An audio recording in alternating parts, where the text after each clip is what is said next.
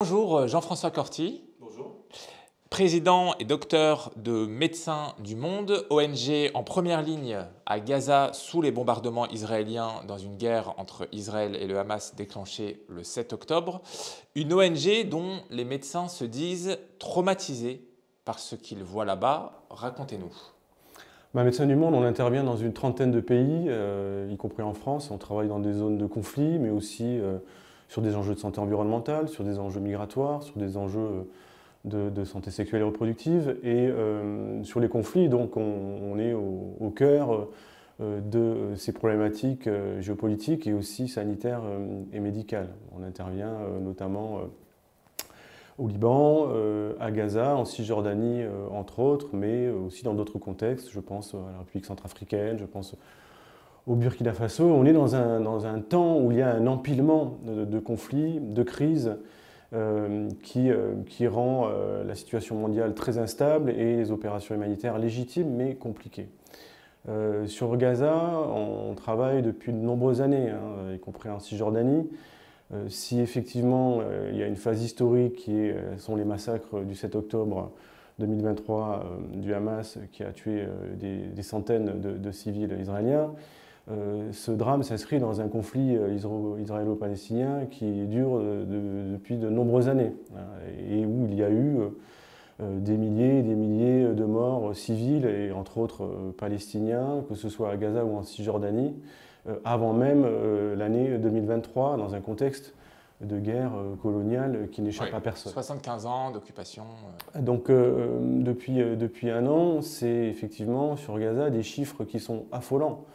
Au moins 43 000 morts, et je pense qu'on peut multiplier par 2 ou 3 ce chiffre au regard des types de bombes utilisées, de la densité de la population qui se retrouve sur une bande de 40 km de long sur 8 km de large. C'est au moins 100 000 blessés qu'on peut multiplier par 2, c'est près de 90% de la population qui a dû être déplacée à plusieurs reprises. Et c'est un système de santé à plat. Sur les 36 hôpitaux qui étaient fonctionnels avant le 7 octobre, aujourd'hui, on estime qu'il y en a une quinzaine qui fonctionnent avec beaucoup de ruptures de médicaments, beaucoup de personnel qui sont fatigués. Et puis, c'est aussi 90% de destruction du bâti et des structures essentielles. Et donc, un territoire qui est à plat, une population qui est exsangue et une aide humanitaire qui n'est pas à la hauteur des besoins. Pourquoi je dis ça? Pour répondre à votre question, c'est que aujourd'hui, il y a près de 300 morts humanitaires depuis un an à Gaza, des acteurs morts sous les bombes. Nous, par exemple, Médecins du Monde, on a perdu notre coordinateur médical. On va en parler. Voilà, qui est mort il y a un an avec une partie de sa famille.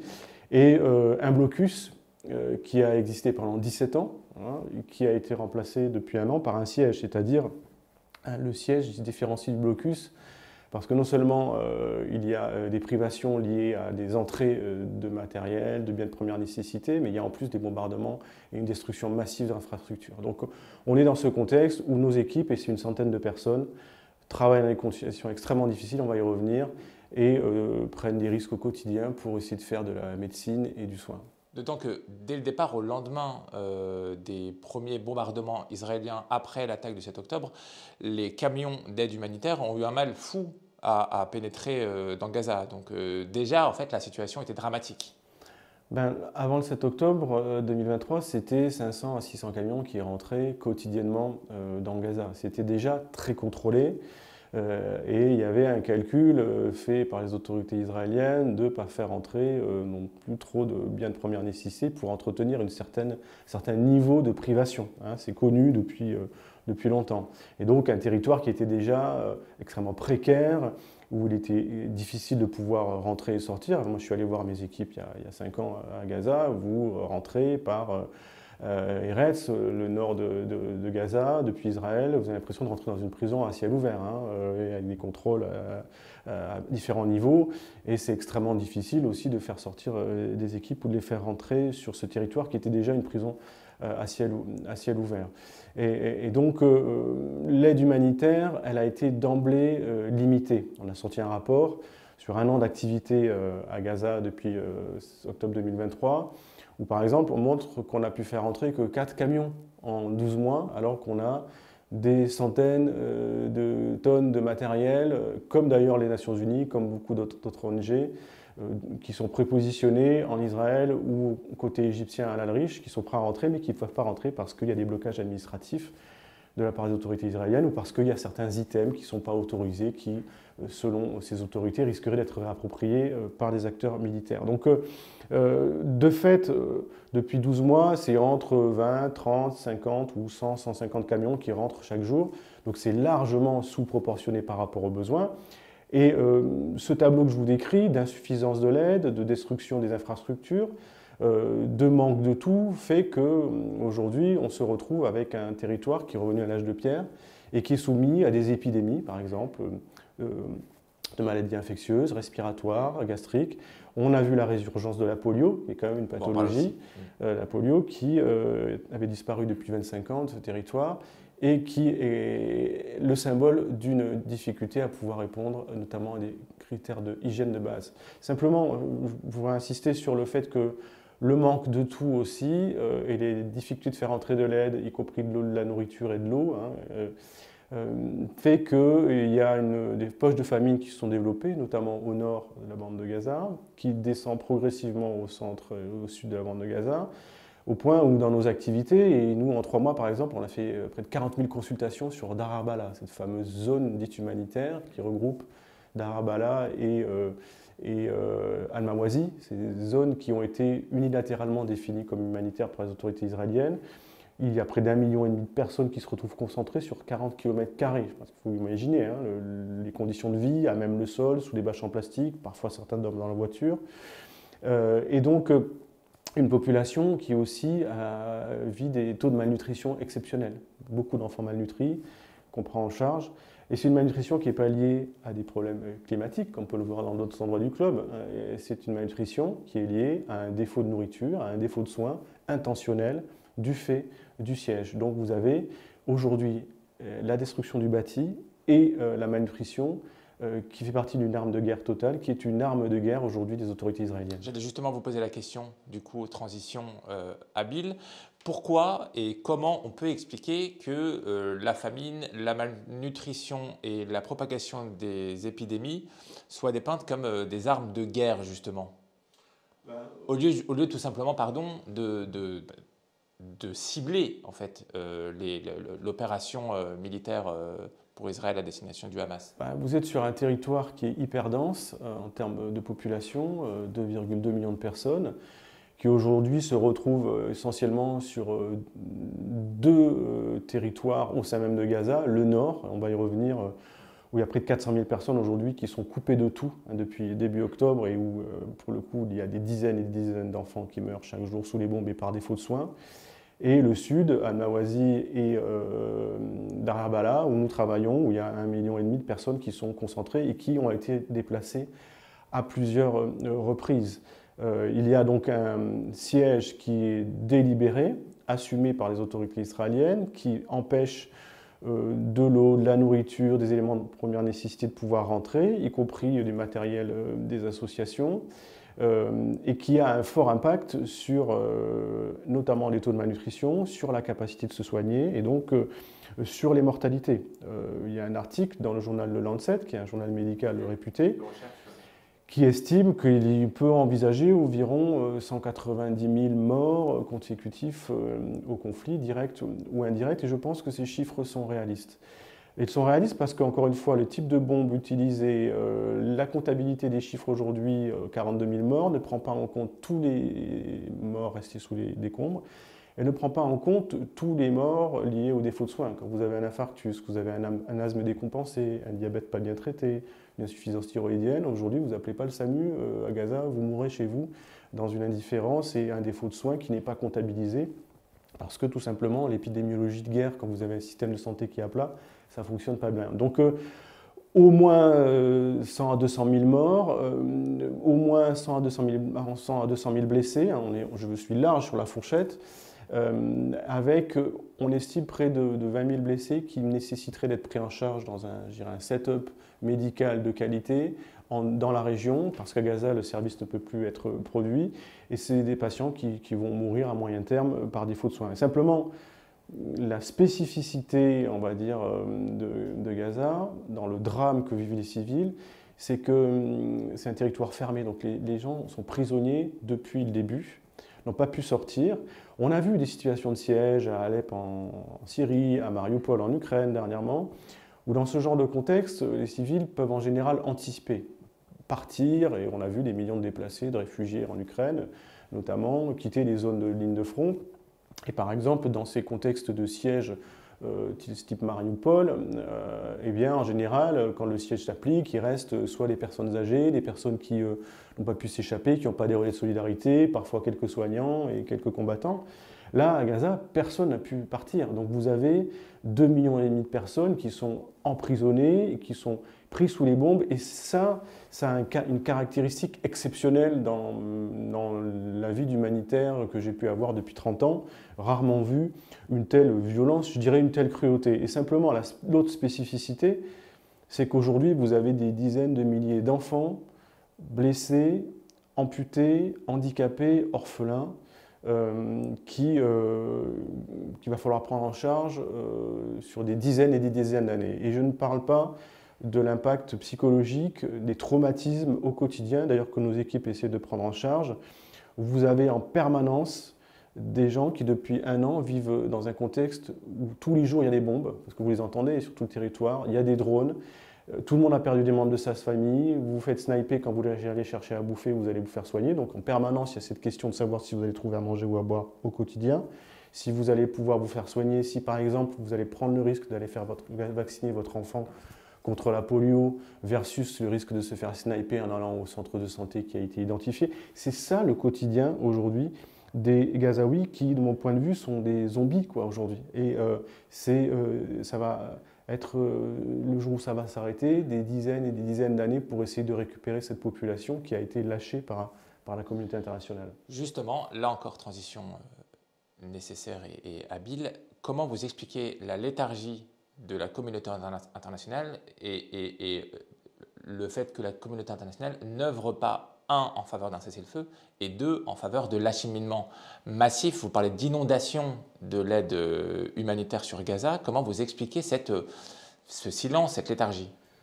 Je pense qu'il y a plusieurs déterminants qui entrent en jeu, mais on est sur des jeux d'alliance qui font que la plupart des Occidentaux ont fait le choix, et c'est leur droit, de soutenir Israël depuis de nombreuses années, et peu importe si il y a 800 000 colons en Cisjordanie, que Gaza est un territoire encerclé de longue date et qu'il y a une politique coloniale qui est connue de tous. Donc c'est un choix fait par les Occidentaux. Le problème, c'est que aujourd'hui, on voit que le droit international humanitaire, dont se prévalent beaucoup d'Occidentaux, n'est pas du tout respecté sur ce territoire.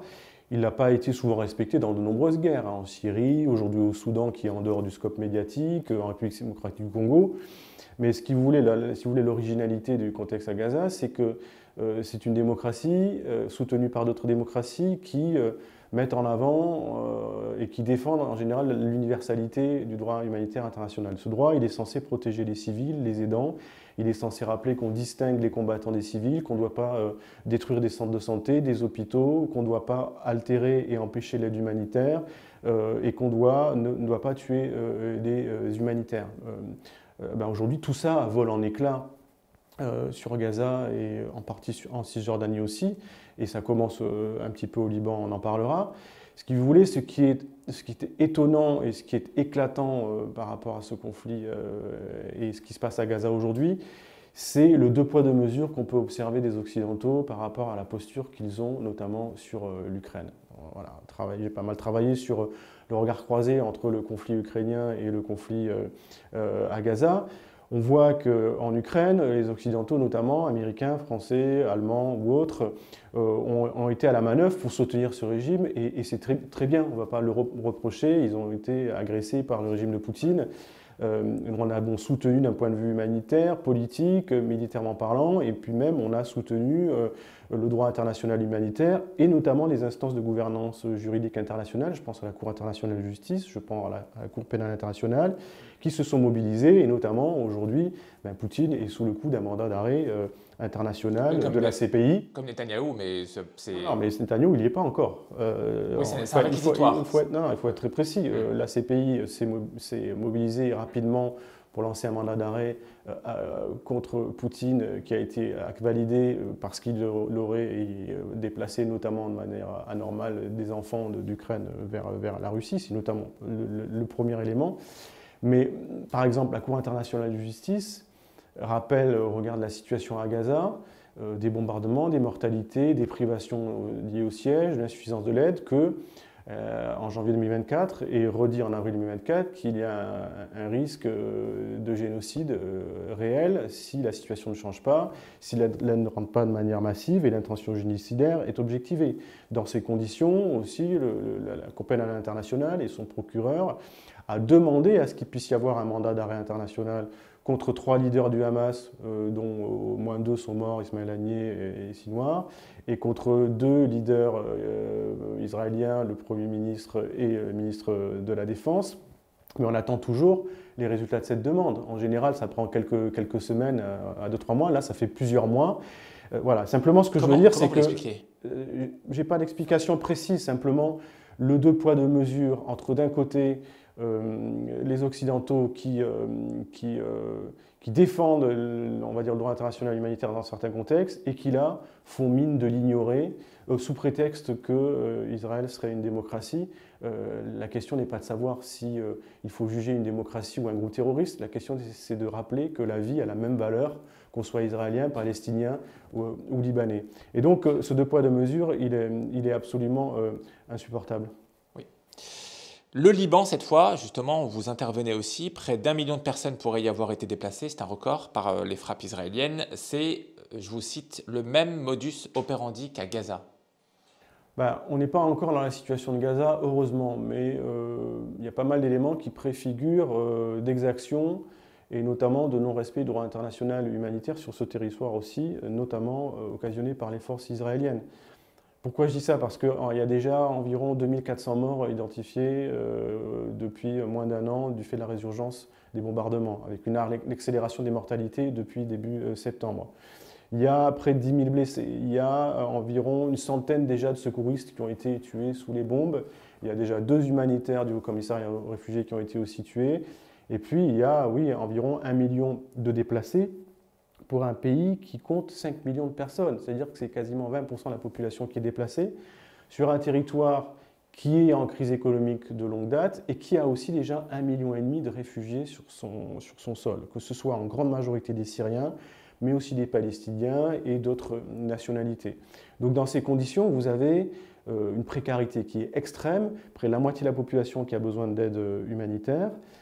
Et par exemple, Médecins du Monde, on est opérationnel de longue date, on a renforcé le volet urgence de ces opérations. On va intervenir dans les centres qui ont été mis en place par les autorités, notamment ce qu'on appelle des abris temporaires. Il y en a environ 1000, c'est des écoles, c'est des gymnases qui ont été ouverts pour accueillir les populations déplacées, mais 800 000 personnes qui ont besoin d'eau, qui ont besoin de nourriture, qui ont besoin d'accès aux soins, qui sont de manière forcée déplacées aussi pour la plupart du Sud, dans un contexte où il y a eu aussi des morts soignants, des abris et des structures de santé détruites. On a tous les éléments, avec les bombardements aveugles, d'une remise en question et d'un non-respect aussi du droit international humanitaire. Donc c'est dans ces conditions que on rappelle que le modus operandi qui consiste à ne pas dissocier les civils des combattants, de ne pas dissocier les soignants des combattants, de taper on va dire dans le tas, tout ça n'est pas en accord avec le droit international humanitaire. Et il faut le dénoncer et il faut anticiper le fait que ça puisse être encore pire. Sachant que Tsahal ne prévient quasiment pas en fait, les populations avant de frapper.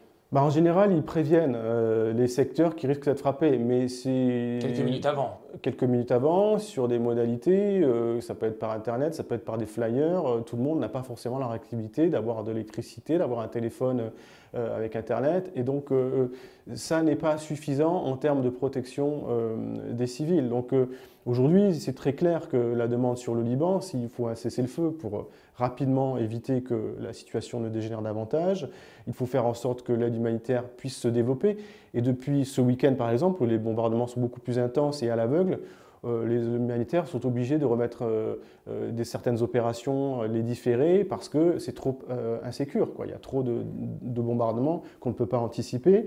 Et il faut des financements aussi de la communauté internationale qui arrivent rapidement. Et puis surtout, il faut mettre la pression sur Israël pour qu'il respecte concrètement le droit international humanitaire. Et là, pour le coup, que ce soit sur Gaza, la Cisjordanie, où aussi la situation est grave, et sur le Liban, on a l'impression que les Occidentaux sont plutôt dans une rhétorique communicationnelle plus qu'autre chose. Ils pourraient être sur des décisions beaucoup plus pratiques, limiter l'envoi d'armes dans la région de manière concrète, remettre en question des accords au niveau européen avec l'État d'Israël, avoir des formes on va dire de remise en question de certains partenariats ciblés. Enfin, il y a tout un tas de leviers, soutenir la Cour internationale de justice et la Cour pénale internationale. Tout ça, c'est des leviers concrets qui, de notre point de vue aujourd'hui, ne sont pas assez utilisés pour mettre la pression sur notamment le gouvernement de M. Netanyahou. Vos équipes, dites-vous, à Gaza, vivent aujourd'hui les mêmes réalités que les populations civiles? Alors si on revient sur Gaza, nous on a une centaine de personnes, c'est des Palestiniens qui travaillent avec nous de longue date, qui ont été déplacés à plusieurs reprises comme l'ensemble des civils à Gaza. Ils ont tous perdu des membres de leur famille. La plupart vivent aujourd'hui à Al-Mawazi et Dar Abala, donc cette zone dite humanitaire qui n'a d'humanitaire que non, parce que les bombardements sont réguliers encore sur cette zone-là. Il y a beaucoup de morts civiles. Ils essayent de faire aussi des soins de santé primaire, de faire de la vaccination, de faire de la santé mentale aussi, ou de la santé sexuelle et reproductive. On a énormément de mal à faire entrer du matériel, je vous l'évoquais. On peut bénéficier de dons, notamment des Nations Unies ou de l'OMS, mais c'est toujours en tension, quoi. Nos opérations, elles sont toujours en tension sur l'approvisionnement. Et nos équipes cherchent à manger et à boire aussi à longueur de journée. Ça fait partie des préoccupations du quotidien. Donc, ce qu'il faut quand même vraiment avoir en tête aujourd'hui sur Gaza, c'est que sur Al-Mawazi et Dar Abala, c'est 1,5 million de personnes qui sont sur 40 km² dans une insalubrité maximale, qui sont soumis au risque d'épidémie, qui manquent de tout et qui sont en survie au quotidien en fait, qui sont prisonnières. Et pour le nord, il y a un siège dans le siège. Depuis début octobre, il n'y a plus rien pour le coup qui rentre. Il y a 3 hôpitaux qui sont targetés. Il y a 400 000 personnes qui sont sous les bombes au quotidien, qui meurent par défaut de soins, par défaut d'eau, de nourriture. C'est des dizaines de gamins qui meurent chaque jour. Et là, pour le coup, la rhétorique autour de l'hypothèse de l'intention génocidaire, elle est plus que jamais d'actualité, quoi. Et là, je pense que la communauté internationale, aujourd'hui, notamment les Américains, une partie des Européens, font mine d'avoir lâché cette population, et on a le sentiment que ces civils de Gazaoui ne sont plus considérés comme faisant partie de la communauté humaine, en tout cas qu'on ne les considère plus comme nos semblables. Et ça, c'est particulièrement choquant parce que tout le monde est au courant de ça.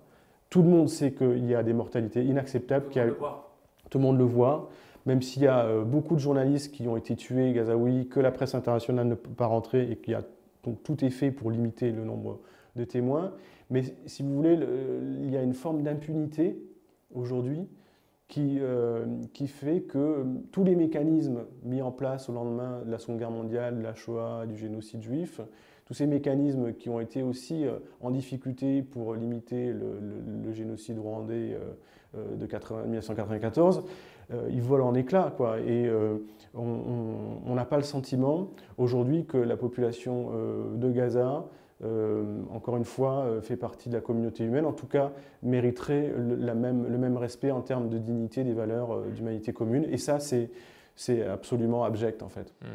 J'imagine que vous avez des réunions avec les pouvoirs publics, avec le Quai d'Orsay notamment, pour l'organisation des actions sur place. Qu'est-ce qu'on vous répond surtout après ce que vous venez de dire, qui pour le coup effectivement est... Il y a une évolution communicationnelle, si on parle de la France, qui est sur un alignement sur les armes inconditionnel de l'État d'Israël. Et encore une fois, c'est le choix de stratégie d'alliance politique. Et voilà. Le problème, c'est que Je pense qu'en amitié, à un moment donné, on doit être capable de pouvoir dire à son ami quand il est en train de franchir des lignes rouges. Et ça, manifestement, les alliés d'Israël en tout cas du gouvernement en place aujourd'hui, et avec une frange radicale active, hein, il y a quand même au sein de ce gouvernement des gens qui ont une vision messianique et irrationnelle, en tout cas mystique, du réel, avec des croyances qui ne concernent que ceux qui les croient.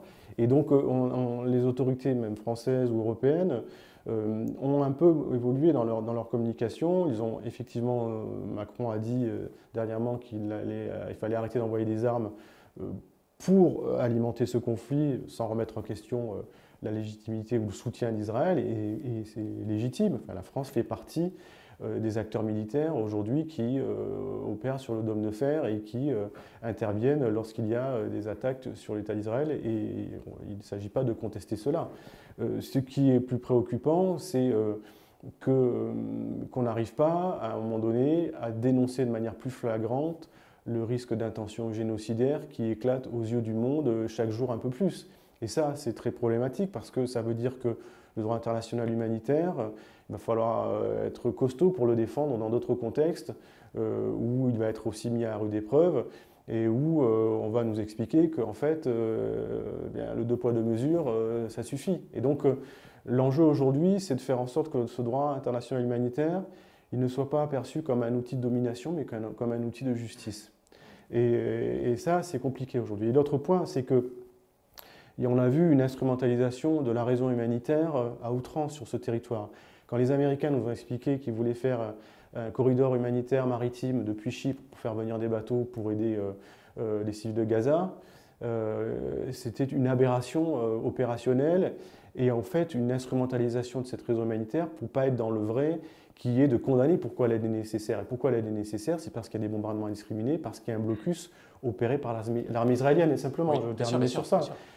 Gaza, ce n'est pas une île, d'accord? Donc le meilleur moyen de faire entrer de l'aide et de casser le blocus, c'est par la route, et il y a des centaines et des centaines de tonnes de matériel qui sont prépositionnés côté égyptien et côté israélien. Donc si on veut vraiment contester un blocus, c'est en faisant rentrer de l'aide par la route.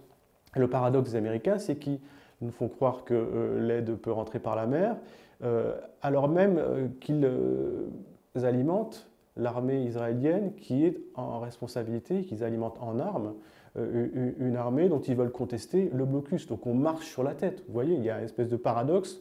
D'abord de faire croire que l'aide humanitaire sera nécessaire par la mer alors qu'on sait très bien que ça n'a pas fonctionné. Et d'ailleurs, ce dispositif maritime a été stoppé en juin 2024 après avoir été très peu fonctionnel.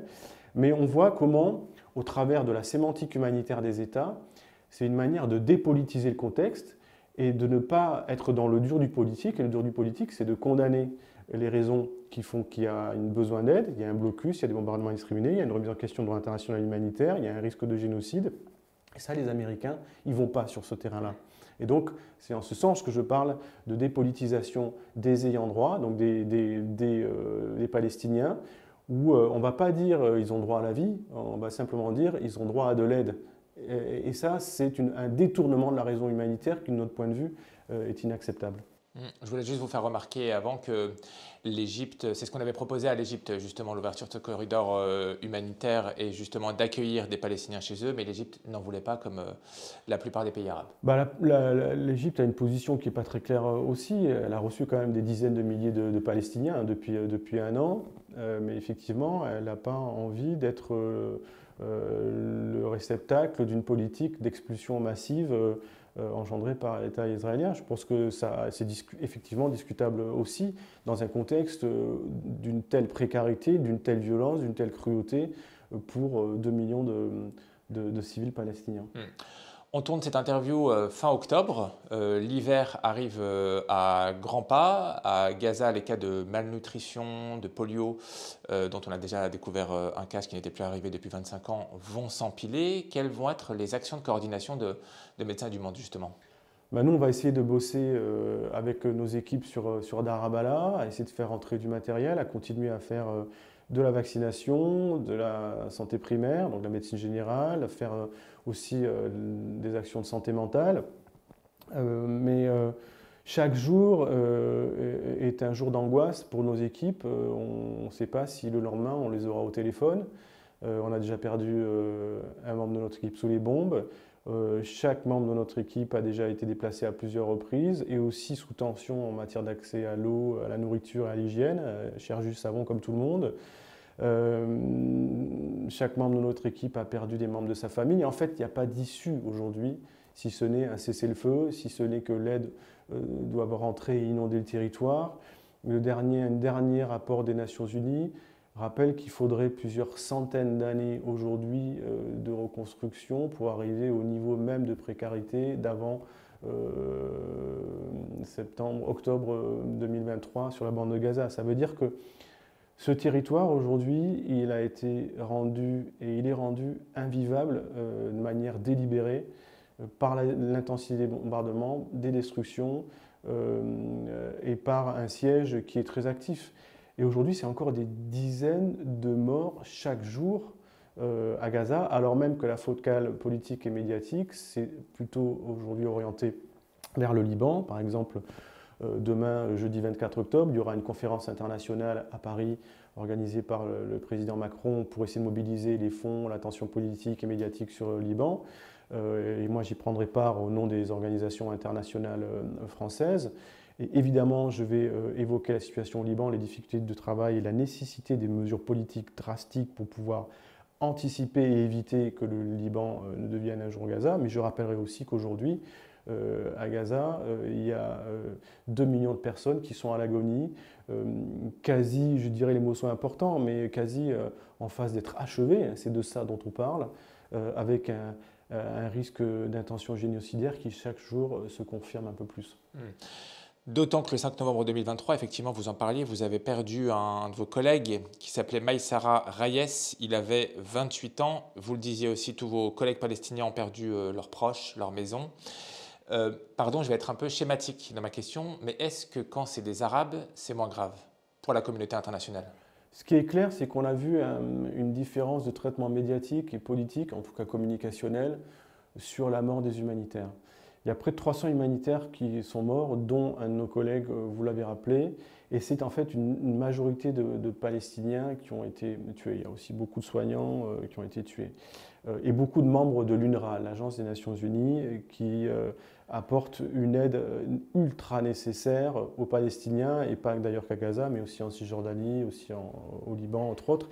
Et cette agence, elle est vraiment ciblée d'un point de vue militaire et politique par les autorités israéliennes, parce qu'en fait, au fond, ils défendent une certaine idée de ce que pourrait être la Palestine, c'est-à-dire des citoyens qui ont le droit d'être aidés, qui ont le droit simplement de vivre. C'est vrai qu'il y a eu quelques expatriés qui sont morts sous les bombardements à Gaza, et je pense notamment à 7 expatriés de l'organisation World Central Kitchen, qui est une organisation américaine, avec ses membres qui ont été tués en avril 2024, entre autres. Et là, effectivement, on a vu des diplomaties concernées, canadiennes, notamment australiennes, hausser un peu le ton. Et c'est vrai que du coup, l'armée israélienne fait un peu plus gaffe aux expatriés qui sont présents dans Gaza pour pas forcément avoir à gérer des incidents diplomatiques, d'ailleurs souvent de partenaires qui sont des partenaires en armement, en soutien politico-diplomatique. Et donc, voilà, c'est pour ne pas aussi mettre en difficulté ses propres partenaires. Et effectivement, il y a une dissociation, une différence de traitement, notamment médiatique, entre les mortalités d'humanitaires, on va dire, palestiniens et les expatriés. Et ça, effectivement, c'est particulièrement troublant aussi. Petite lueur d'espoir, mais ça, ce sera à toi de me dire. À Gaza, 1 millier d'enfants et femmes malades ou blessés vont être évacués vers l'Union européenne. Est-ce que c'est une première bonne nouvelle pour toi et peut-être le début du début d'un cessez-le-feu? Aujourd'hui, tout le monde parle de cessez-le-feu avec la mort de Sinwar. Tout le monde parle du potentiel début de fin de la guerre. Mais aujourd'hui, sur le nord de la bande de Gaza, il y a 400 000 personnes qui, depuis début octobre, ne reçoivent plus à manger, à boire. Il y a 3 hôpitaux qui sont ciblés, il y a 300 blessés et malades qui sont pris en charge sans aujourd'hui capacité des équipes de pouvoir avoir des médicaments et du matériel. Donc c'est des gens qui sont en train de mourir, qui sont en train d'être achevés d'une certaine manière. Donc je ne vois pas la lueur d'espoir aujourd'hui. De la même manière qu'il y a 1,4 million de personnes sur Al-Mawazi et Darabala, la fameuse zone dite humanitaire, où il y a encore des bombardements, où il y a une tension au quotidien sur l'accès à l'eau et à l'hygiène, où mes équipes ont du mal à travailler au quotidien.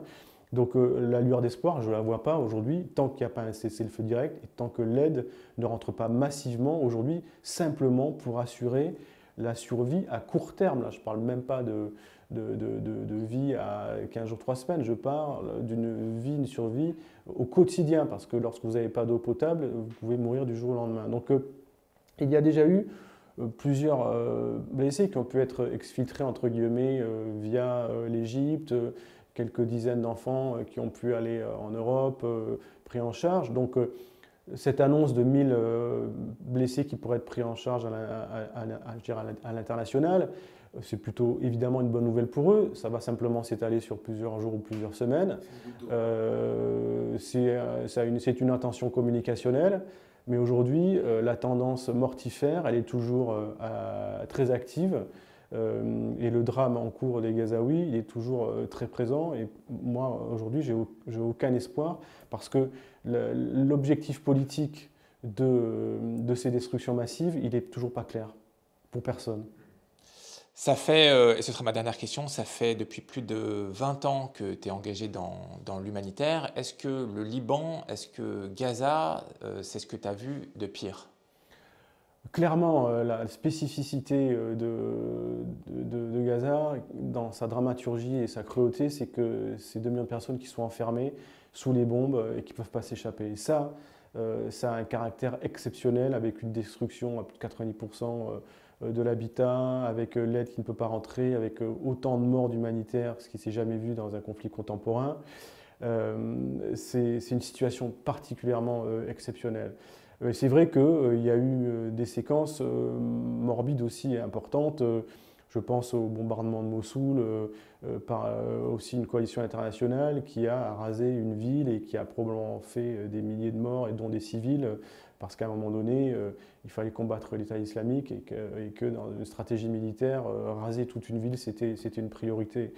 Voilà, il y a eu effectivement, j'étais encore un peu jeune, mais Srebrenica, où il y a eu 7000 morts en Bosnie, essentiellement des hommes, tués par les Serbes, alors même qu'il y avait une présence de casques bleus et que la communauté internationale avait donné l'illusion aux Bosniaques d'être protégés, ce qui n'était pas le cas. Donc voilà, moi, dans ma petite carrière d'humanitaire, alors c'est toujours difficile de faire une gradation entre des zones de guerre. C'est vrai que j'ai rarement vu une telle cruauté, une telle violence, de surcroît de la part d'une démocratie soutenue par d'autres démocraties qui se prévalent de défendre un certain universalisme des droits de l'homme. Mais c'est vrai que voilà, il ne faut pas oublier aussi des conflits qui aujourd'hui sont très mortifères, qui sortent du scope médiatique. Je pense au Soudan où il y a aussi une situation dramatique. Je pense à la République démocratique du Congo. Voilà, tous ces pays, le Yémen aussi, l'Afghanistan qui ne va pas bien. Où, voilà, où la solidarité de la communauté internationale elle doit être importante pour pouvoir répondre aux besoins des civils. Jean-François Corti, merci beaucoup. Merci à toi.